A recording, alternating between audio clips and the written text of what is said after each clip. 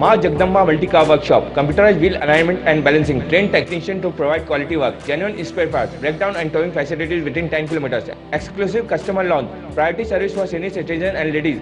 Ma Jagdamba Multi-Car Workshop, Rawat Nagar, Bharat Nagar, First, Faisagar Road, Ajmer.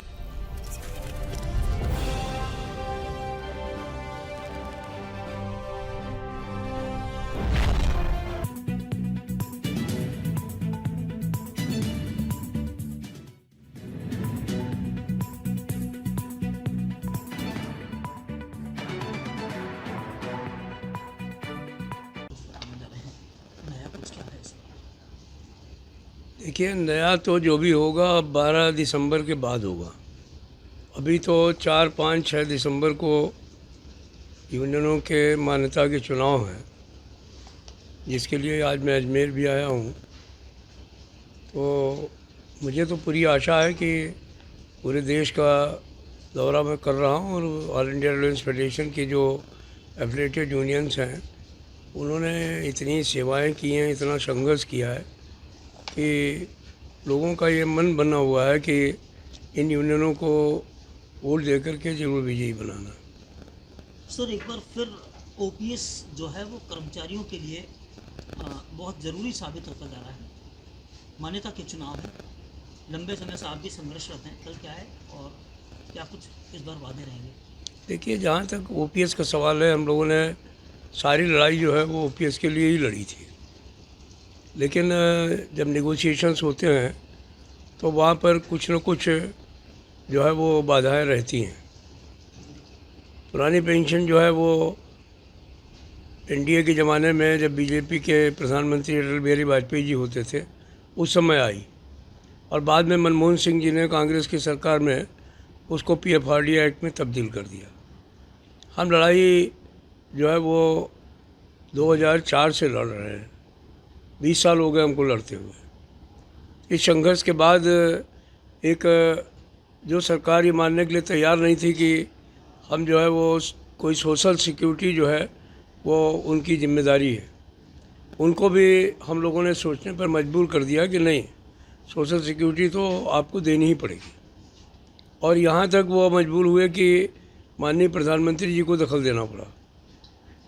हमने कोई समझौता नहीं किया। हमने उनसे कहा कि जब तक आप जो ओपीएस में पेंशन मिलती थी नहीं देंगे, तब तक हम कोई समझौता नहीं करेंगे। उन्होंने बहुत जो है वो कोशिशें की कि 40% पे मान जाएं, ये हो जाए वो हो जाए, हम लोगों ने नहीं माना। अल्टीमेटली 50% सैलरी और जो राहत, महंगाई राहत मिलती थी, वो उनको देने की घोषणा करनी पड़ी। उनको 40% ओपीएस में मिलता है अभी जो है वो फैमिली पेंशन, वो 60% करना पड़ा। अभी 9,000 मिलती है जो है वो ओपीएस में मिनिमम पेंशन, वो उनको 10,000 करनी पड़ी।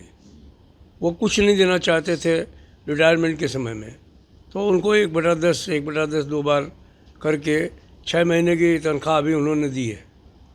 वो 35 साल करना चाहते थे कि 35 साल क्वालिफाइंग सर्विस होगी तब पेंशन मिलेगी, लेकिन ये हमारे संघर्ष का परिणाम है कि उनको 25 पे आना पड़ा। तो अभी करीब 80% से ज़्यादा जो ओपीएस में चीज़ें हैं वो हम लोगों ने हासिल कर ली हैं। जो 15-20% बची हुई हैं उनको भी हम लोग हासिल कर लेंगे, उसमें कोई बहुत ज़्यादा प्रॉब्लम होने वाली नहीं है। हाथी निकल गया है, पूँछ तो एक झटके में निकल जाएगी।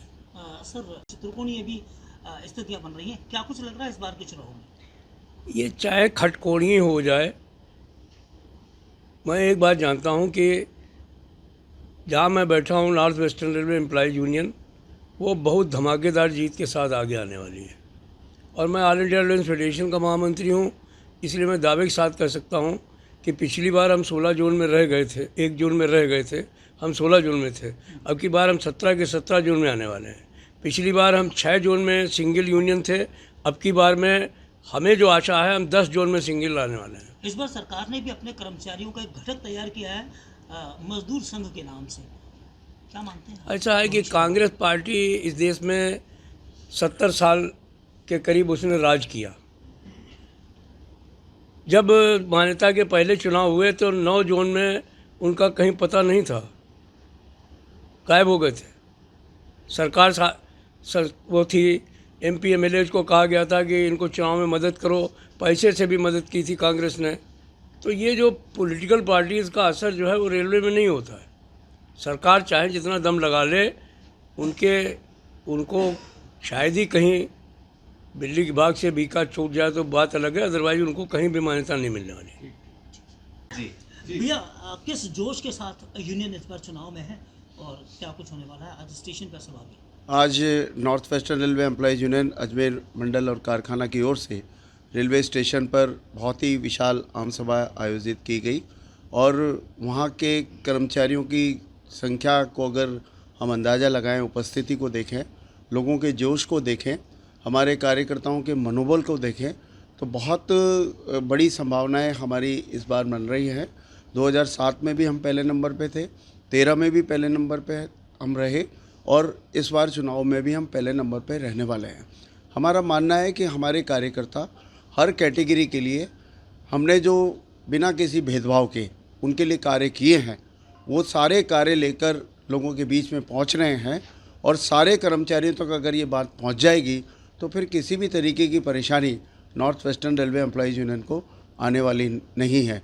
हम पहले भी बहुत अधिक मतों के अंतर से जीते थे और इस बार भी तैयारी हमारी पूरी है। हमारी टीम पूरी सजगता के साथ, पूरी मेहनत के साथ काम कर रही है और हम बहुत अच्छे अंतर से इस चुनाव को भी जीतने वाले हैं।